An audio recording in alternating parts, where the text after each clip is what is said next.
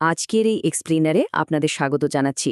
গণতান্ত্রিক ব্যবস্থায় যারা ধর্মীয় আদর্শ নিয়ে রাজনীতিতে আসেন তাদের জবাবদিহিতা কিভাবে নিশ্চিত করা যায়, আজ আমরা মূলত সেই বিষয়টি নিয়ে কথা বলবো। যখন কেউ ধর্মীয় আদর্শ নিয়ে সংসদে প্রবেশ করেন তখন তাদের ভূমিকা আসলে কি হওয়া উচিত? আজকের এই আলোচনায় আমরা ঠিক এই গুরুত্বপূর্ণ প্রশ্নটিরই উত্তর খোঁজার চেষ্টা করব। চলুন শুরু করা যাক। তো চলুন প্রথমেই একেবারে মূল জায়গাটায় ফোকাস করি। প্রশ্নটা হলো, যখন ধর্মীয় কণ্ঠস্বর একটি ধর্মনিরপেক্ষ বা সেকুলার সংসদে প্রবেশ করে তখন কি তারা ওই ব্যবস্থাকে পরিবর্তন করে, নাকি ব্যবস্থা উল্টো তাদেরকেই বদলে দেয়? ইসলামী রাজনৈতিক অংশগ্রহণের ক্ষেত্রে যত তাত্ত্বিক বিতর্ক আছে তার একেবারে কেন্দ্রবিন্দু হল এই প্রশ্নটি। নির্বাচিত প্রতিনিধিরা কি আসলে বিদ্যমান ধর্মনিরপেক্ষ ব্যবস্থাকে প্রভাবিত করতে পারেন, নাকি সময়ের স্রোতে সেই ব্যবস্থায় তাদের আদর্শকে পুরোপুরি গ্রাস করে নেয়? সমাজবিজ্ঞান আর রাজনীতিতে এটা নিয়ে কিন্তু বেশ বড়সড় একটা দ্বন্দ্ব রয়েছে। প্রথম ভাগে আমরা দেখব অংশগ্রহণের পক্ষে যুক্তিগুলো কি কি, অর্থাৎ একটি ধর্মনিরপেক্ষ ব্যবস্থায় যুক্ত হওয়ার পেছনে আসলে কারণটা কি। এই স্লাইডটার দিকে একটু লক্ষ্য করুন। যারা এই রাজনৈতিক অংশগ্রহণের পক্ষে তাদের যুক্তি হল, পুরো সংসদকে যদি শুধু ধর্মনিরপেক্ষ শক্তির হাতে ছেড়ে দেওয়া হয় তবে সেটা স্বাভাবিকভাবে অনেক বেশি ঝুঁকিপূর্ণ। কেন? কারণ এর ফলে সংসদে তাদের একছত্র নিয়ন্ত্রণ প্রতিষ্ঠিত হয় আর তাদের বয়ান বা আখ্যানগুলো একেবারে অপ্রতিদ্বন্দ্বী থেকে যায়। অন্যদিকে সংসদে যদি ইসলামী কণ্ঠস্বরের উপস্থিতি থাকে তাহলে তা দারুণ একটা ভারসাম্য তৈরি করতে পারে। তারা একটি নীতিগত বিরোধী দল হিসেবে কাজ করতে পারে এবং রাষ্ট্রের সর্বোচ্চ নীতি নির্ধারণী জায়গায় দাঁড়িয়ে ঐশী নির্দেশনার কথা তুলে ধরতে পারে। এই অংশগ্রহণের পেছনে কিন্তু বেশ কিছু স্পষ্ট কৌশলগত লক্ষ্য রয়েছে। সমর্থকরা মনে করেন, গণতান্ত্রিক উপায়ে পুরোপুরি ইসলামী আইন প্রতিষ্ঠা করাটা যদি আপাতত অসম্ভব মনে হয়, তারপরেও এই অংশগ্রহণের একটা বড় ভ্যালু আছে। এর ফলে ধর্মনিরপেক্ষ আখ্যানগুলোকে খুব শক্তভাবে চ্যালেঞ্জ করা যায়, জাতীয় ইস্যুতে ইসলামের অবস্থানটা স্পষ্ট করে তুলে ধরা যায়। আর সবচেয়ে বড় কথা হল, মুসলিম সম্প্রদায়ের অধিকার ও নিরাপত্তার জন্য কথা বলার একটা বিশাল সুযোগ তৈরি হয়।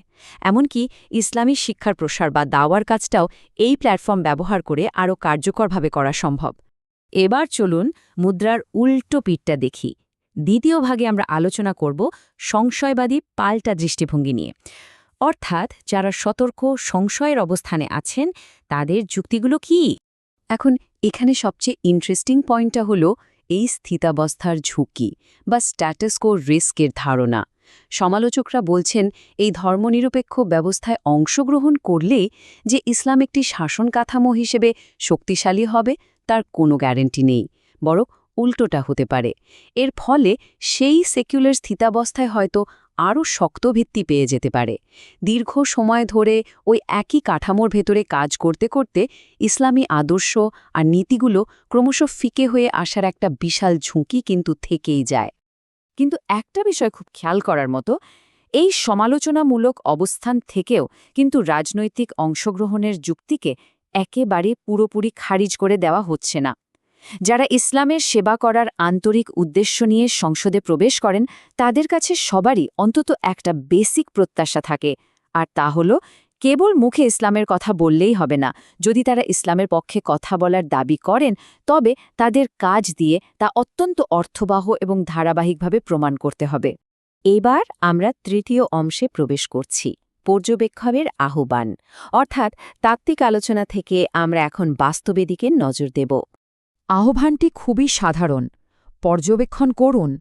কথাটার ইম্প্যাক্ট খেয়াল করেছেন? এই পুরো আলোচনাটার মূল উদ্দেশ্য কিন্তু এটা প্রমাণ করা নয় যে ইসলামী দলগুলোর নির্বাচনে যাওয়া ঠিক নাকি ভুল, বরং এটি একটি সুস্পষ্ট ডাক, পর্যবেক্ষণ করার ডাক। নির্বাচন শেষ হয়ে যাওয়ার পর আমাদের কাজ শেষ হয়ে যায় না, বরং নির্বাচিত প্রতিনিধিরা আসলে কি করছেন তা অত্যন্ত নিবিড়ভাবে লক্ষ্য করাটাই হলো আমাদের আসল কাজ। আর এই পর্যবেক্ষণের জন্য একটা সুনির্দিষ্ট টাইমলাইন বা কাঠামো থাকা দরকার। ধরুন আগামী 1 থেকে 2 বছরের একটা উইন্ডো, 0 মাসে তারা দায়িত্ব নিলেন। 1 বছরের মাথায় আমরা একটা মিড টার্ম বা মধ্যবর্তী মূল্যায়ন করতে পারি, আর 2 বছর পর একটা চূড়ান্ত সিদ্ধান্তে পৌঁছানো যেতে পারে। নির্বাচনের আগে তারা যেসব যুক্তি দিয়ে ভোট চেয়েছিলেন, ক্ষমতার করিডোরে প্রবেশের পর কি তারা সত্যিই সেগুলো বাস্তবায়নের চেষ্টা করছেন, নাকি একেবারে নিশ্চুপ হয়ে গেছেন? এই নির্দিষ্ট সময়ের মধ্যে তাদের এই পারফরম্যান্সটা নিবিড়ভাবে দেখাটা খুব খুব জরুরি। 4 নম্বর সেকশনে আমরা দেখব মূল কর্মক্ষমতা নির্দেশক বা কেপিআই। সোজা কথায় আমাদের আসলে ঠিক কি কি বিষয় পর্যবেক্ষণ করা উচিত। চলুন একটা চেকলিস্ট তৈরি করি। প্রথম এবং সবচেয়ে মৌলিক প্রশ্ন, তারা কি তাদের বক্তৃতায় ঐশী নির্দেশনার সার্বভৌমত্বের কথা উল্লেখ করেন? নির্বাচিত হওয়ার আগে তারা যে ভিত্তিগত কথাগুলো বলেছিলেন, সংসদে গিয়েও কি তারা সেগুলোর প্রতি বিশ্বস্ত থাকছেন? রাষ্ট্রের গুরুত্বপূর্ণ নীতি নির্ধারণী আলোচনায় তাদের মুখে কি আদৌ ঐশী নির্দেশনার প্রসঙ্গটি উঠে আসে? এটা খুব জরুরি একটা ইন্ডিকেটর। দ্বিতীয় প্রশ্নটা আমাদের আরও গভীরে নিয়ে যায়। সমাজে যখন ধর্মনিরপেক্ষ বা উদারনৈতিক বিভিন্ন জটিল আর বিতর্কিত ইস্যু নিয়ে আলোচনা হয়, তখন এই প্রতিনিধিরা কি ইসলামের অবস্থানটা স্পষ্টভাবে তুলে ধরেন, নাকি এড়িয়ে যান? কোনো ধরনের রাগঢাক ছাড়া সোজাসাপটা ভাষায় নিজেদের অবস্থান ব্যক্ত করার সৎ সাহস কি তাদের আছে? 3 নম্বর প্রশ্ন, তারা কি মুসলিম সম্প্রদায়ের নিরাপত্তা আর উদ্বেগের কথা সাহসের সাথে বলতে পারেন? যে সম্প্রদায় তাদের ওপর ভরসা করে ভোট দিল, তাদের সংকটের সময় এই প্রতিনিধিরা কতটা সোচ্চার থাকেন? তারা কি কোনো ভয় বা সংকোচ ছাড়া সংসদে দাঁড়িয়ে বৃহত্তর জনগোষ্ঠীর অধিকারের কথাটা বলতে পারছেন? এরপর আসে আরেকটা গুরুত্বপূর্ণ প্রশ্ন। রাষ্ট্র পরিচালনার ক্ষেত্রে তো প্রতিনিয়তই নিত্য নতুন সিদ্ধান্ত নিতে হয়। এই প্রতিনিধিরা কি রাষ্ট্রীয় বিষয়ে হালাল এবং হারামের মধ্যে সুস্পষ্ট পার্থক্য করেন? আইন প্রণয়ন বা পলিসি মেকিংয়ের সময় তারা পরিষ্কার এবং দ্ব্যর্থহীনভাবে ধর্মীয় কাঠামোর হালাল হারামের মানদণ্ড ব্যবহার করছেন কিনা তা গভীরভাবে লক্ষ্য করা দরকার। আমাদের এই দ্রুত প্রশ্ন উত্তরের শেষ পয়েন্টটা হল, তারা কি এমন উদ্যোগগুলোকে চ্যালেঞ্জ করেন যা ইসলামী পরিচয় ও মূল্যবোধকে ক্ষুণ্ণ করে? সোজা কথায় এই প্রতিনিধিরা কি একটা রক্ষাকবচ বা ডিফেন্সিভ শিল্ড হিসেবে কাজ করছেন? যখনই এমন কোনো আইন বা কালচারাল উদ্যোগ আসে যা ইসলামী মূল্যবোধকে আঘাত করতে পারে, তখন কি তারা সেগুলোর বিরুদ্ধে শক্ত একটা প্রতিরোধ গড়ে তোলেন? আর এই স্লাইডটা ব্যাপারটা চমৎকারভাবে তুলে ধরেছে। ক্ষমতার অন্দরমহলে একজন নির্বাচিত ইসলামী প্রতিনিধির সামনে মূলত দুটো পথ বা পরিণতি খোলা থাকে। হয় তারা দৃঢ় অবস্থান নিয়ে আদর্শিক সাহসের প্রমাণ দেবেন, নয়তো সাধারণ রাজনৈতিক আলাপ আলোচনার ভিড়ে তারা এমনভাবে মিশে যাবেন যে সাধারণ ধর্মনিরপেক্ষ রাজনীতিবিদের সাথে তাদের আর কোনো পার্থক্যই খুঁজে পাওয়া যাবে না। আমাদের আলোচনার একেবারে শেষ ভাগে, অর্থাৎ 5 নম্বর সেকশনে, আমরা কথা বলবো আন্তরিকতার প্রকৃত পরীক্ষা নিয়ে, যেখানে আমরা অবাস্তব প্রত্যাশাগুলো বাদ দিয়ে বাস্তবতার দিকে তাকাবো। তো আসল পয়েন্টটা হচ্ছে, একটা জটিল রাজনৈতিক ব্যবস্থায় গিয়েই যে কেউ রাতারাতি ব্যাপক ধর্মীয় আইন বাস্তবায়ন করে ফেলবে বা তাৎক্ষণিক কোনো পরিবর্তন এনে দেবে, এমনটা আশা করা আসলে একটু অবাস্তব। মানদণ্ডটা কিন্তু তার চেয়ে অনেক বেশি বেসিক।